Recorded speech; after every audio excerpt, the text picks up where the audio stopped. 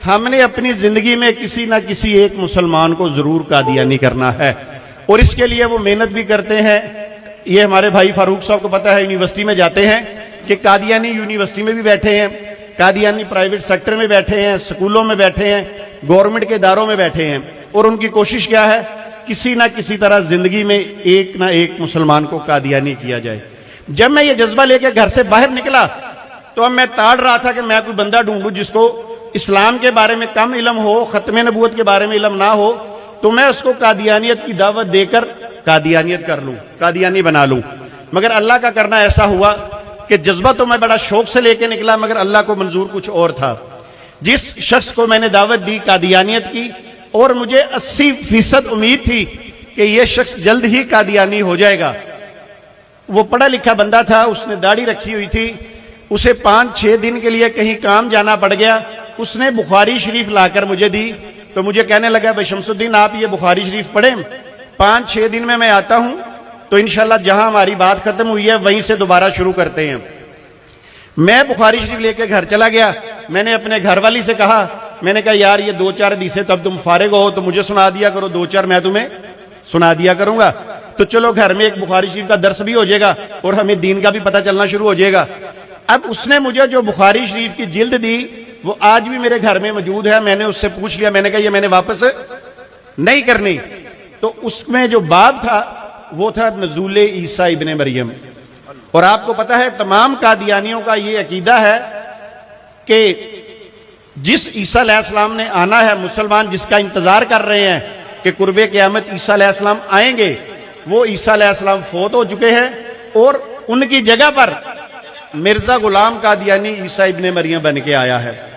اور نعوذ باللہ جب میں قادیانی تھا تو میں مرزا قادیانی کو اس وقت عیسیٰ ابن مریم مانتا تھا۔ جب میں نے بخاری شریف کا مطالعہ کیا، یہ باب آیا، تو میں نے جب حدیث پڑھی تو میں پریشان ہو گیا۔ پریشان کیوں ہوا کہ وہ حدیث ڈائریکٹ میرے عقیدے کے ساتھ ٹکرا رہی تھی، اس حدیث نے میرے قادیانی عقیدے کو پاش پاش کر دیا۔ وہ حدیث کچھ یوں ہے، امام الانبیاء حضرت محمد مصطفیٰ صلی اللہ علیہ وآلہ وسلم فرماتے ہیں، قسم ہے اس ذات کی جس کے ہاتھ میں محمد صلی اللہ علیہ وآلہ وسلم کی جان ہے کہ ضرور بالضرور تم میں عیسیٰ ابن مریم نازل ہوں گے۔ اب میں آپ کو وہ الفاظ پنجابی میں بتاؤں گا جو میں نے اپنی بیوی سے کہے اس وقت گھر میں بیٹھ کے۔ جب میں کون تھا یہ یاد رکھیے گا، اس وقت میں کون تھا؟ قادیانی۔ میں نے اپنی بیوی سے کہا، میں نے کہا یار یہ دیکھو یہ حدیث کے اندر امام الانبیاء جو سب سے بڑے نبی ہیں، اب کیا کہا میں نے پنجابی میں کہا یار جیڑا سب تو بڑا نبی ہے وہ قسم، یعنی اس وقت میں نبی رسول ماندا سی، میں کہا چھوٹا نبی کہندا ہے کہ عیسیٰ علیہ السلام فوت ہو گئے نے، کوئی نہیں آنا، تے اللہ نے عیسیٰ علیہ السلام دی جگہ تے مینوں نبی بنا کے بھیجیا تے میں عیسیٰ ابن مریم ہاں۔ وہ پریشان ہو گئی، میں بھی پریشان ہو گیا کہ یا اللہ ماجرا کی ہے۔ اسی طرح بالکل گل ہوئی۔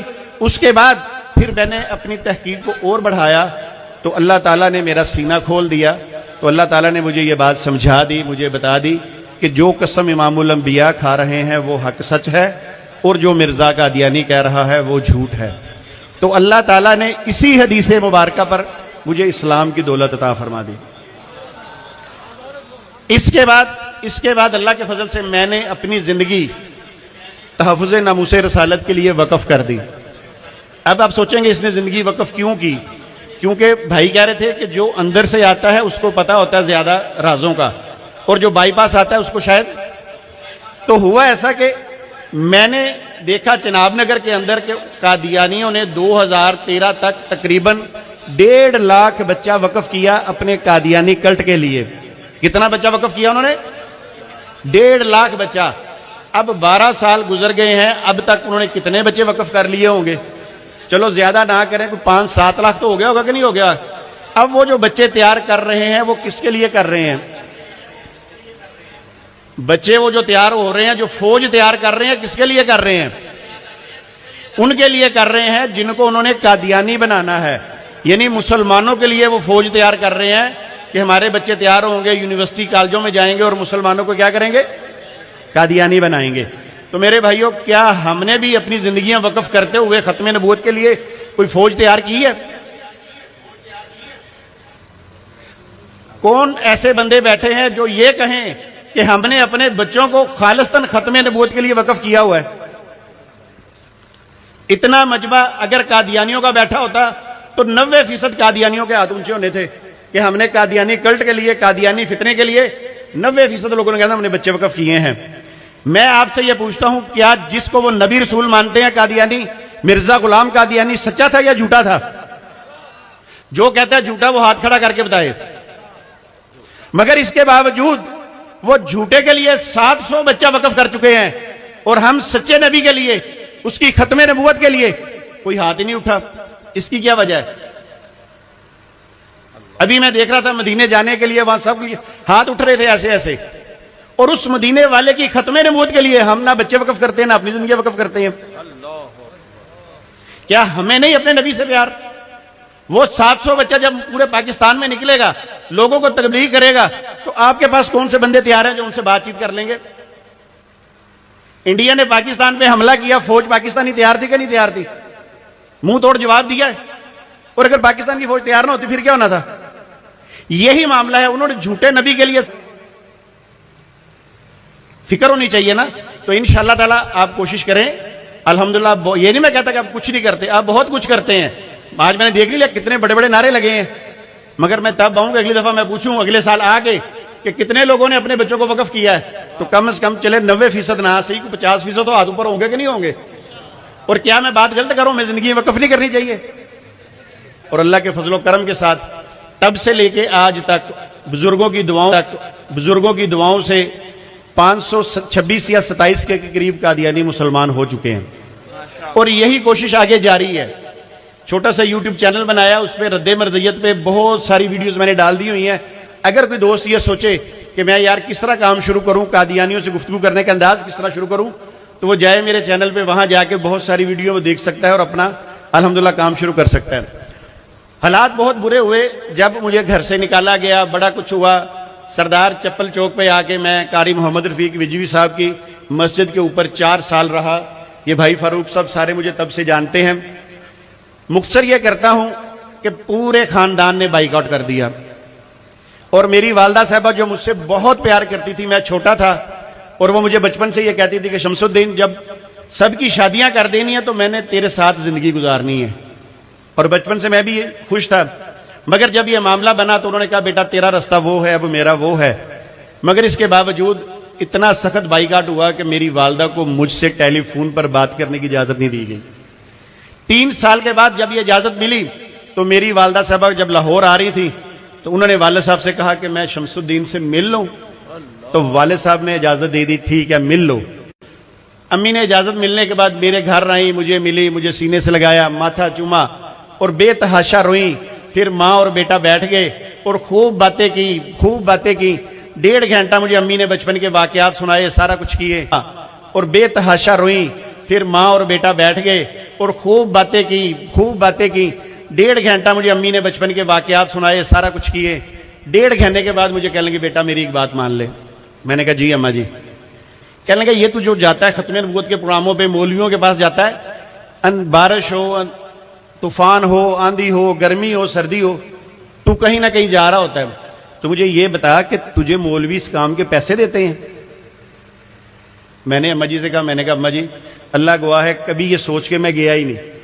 ٹھیک ہے. تو مجھے کہنے لگے بیٹا پھر بھی مولوی میں نے دیکھا ہے وہ ایسے ایسے پیسے پھینک رہے ہوتے ہیں. آپ بات سمجھ گئے ہوں گے، ظاہری بات ہے ہمارے ملک میں یہ کلچر چلتا ہے کہ پیسے پھینکے جاتے ہیں. تو کہنے لگے میں نے دیکھا وہ سارے بندے پیسے چن رہے ہوتے ہیں، تو تجھے بھی اس طرح پیسے پھینکتے ہیں؟ میں نے کہا اماں جی ایسی کوئی بات نہیں ہے. مختصر کرتا ہوں. انہوں نے کہا بیٹا جتنے پیسے تو مہینے کے کماتا ہے نا مولویوں سے لے کے، اس سے 20-25 ہزار مجھ سے زائد لے لے، واپس آ جا. کہاں واپس آ جا؟ قادیانیت میں. میں نے ان کی بات سن کے میں نے کہا اماں جی آپ کی اس بات کا میرے پاس آدھے منٹ کا جواب ہے. کہنے لگے بتا. میں نے کہا اسلام پہ سودے بازی نہیں ہو سکتی. اللہ میرے بھائیو، جس بھی مسلک کے، جس بھی قسم کے جو بھی لوگ ہیں، میں یہ کہتا ہوں کہ آپ تمام لوگ ختم نبوت پہ بھی کسی قسم کی سودے بازی نہ کیا کرے. یہ محاذ ایسا ہے جس میں مل کے اکٹھے ہو کے کفر کا ہم نے مقابلہ کرنا ہے. بہرحال باتیں چیتیں ہوئیں. امی 1 دن رہیں، 2 دن رہیں. امی چلے گی مغل پورہ لاہور کے اندر، میری سسٹر رہتی ہے ان کے گھر چلے گی. ہوا یوں کہ دوسرا سال آیا, امی پھر آ گئی, آ کے مجھے کہنے لگی ٹائم میرا ختم ہو گیا, مگر میرے 5 منٹ ان بھائی نے لے لیے تھے, تو میں بھی 5 منٹ لے سکتا ہوں نا زیادہ. ٹھیک ہے جی, اچھا جی. تو والدہ صاحب آئیں, اسی طرح میرے گھر آئیں, مجھے سینے لگایا, میرا ماتھا چوما, بیٹھ کے باتیں کرنے لگے. اب پیچھے سے قادیانی جماعت میری والدہ کی ذہن سازی کرتی ہے, قادیانی جماعت میری والدہ کی ذہن سازی کرتی ہے. تو میری والدہ نے آ کے مجھے کہا, بیٹا ساری باتیں کرنے کے بعد, پچھلی دفعہ میں تیرے پاس آئی, میں نے تجھے کہا پیسے لے لے, تو نے کہا نہیں میں نے نہیں لینے, مجھے پتا ہے تو جماعت کرتی ہے. کہنے لگے کہ مجھے پتا ہے تو واپس کیوں نہیں آتا, اس کی یہ وجہ ہے کہ اگر تو قادیانی ہوگا واپس تو یہ مولوی جو ہیں یہ تجھے جان سے مار دیں گے. اور ساتھ ہی انہوں نے یہ الفاظ کہے کہ مولوی تو پہلے ہی دہشت گرد ہیں. اب مجھے پتا چل گیا ذہن سازی ہے. تو مجھے کہنے لگے میری جماعت تیری بڑی خیر خواہ ہے, قادیانی جماعت ابھی بھی تیری بڑی خیر خواہ ہے, جبکہ تو ان کے خلاف بولتا ہے, جا کے کتابیں دکھا دکھا کے لوگوں کو بتاتا ہے. تو ہم نے تیرا انتظام کر دیا, تجھے یہ مولوی کچھ نہیں کہہ سکیں گے. تو اپنے اور اپنے بچوں کا پاسپورٹ مجھے دے دے, بس مجھے بتا دے کس ملک جانا ہے, اس ملک کا ویزا لگوا دیتی ہوں. تو وہاں جا کے پریس کانفرنس کر کے بتا دیں کہ مجھے انہوں نے زبردستی اسلام قبول کروایا تھا. اب کون بدنام ہوگا, میں ہوں گا کہ اسلام بدنام ہوگا؟ میں بدنام ہوں گا کہ ختم نبوت بدنام ہوگی؟ تو یہ قادیانی لابی ہر دفعہ کرتی ہے. بہرحال میں نے اماں جی سے کہا, میں نے کہا اماں جی آپ کی بات پوری ہو گئی, تو میرا صرف اتنا آپ سے وہی جواب ہے کہ اسلام پہ سودے بازی نہیں ہو سکتی. ٹھیک کہا غلط کہا؟ کہ امی اٹھ کے کھڑی ہوگی, توجہ ہے, امی اٹھ کے کھڑی ہو گئی. یہ ذرا نکالیے گا, یہ ذرا نکالیے گا یار, نکل جائے گا اس میں سے ایسے ہی.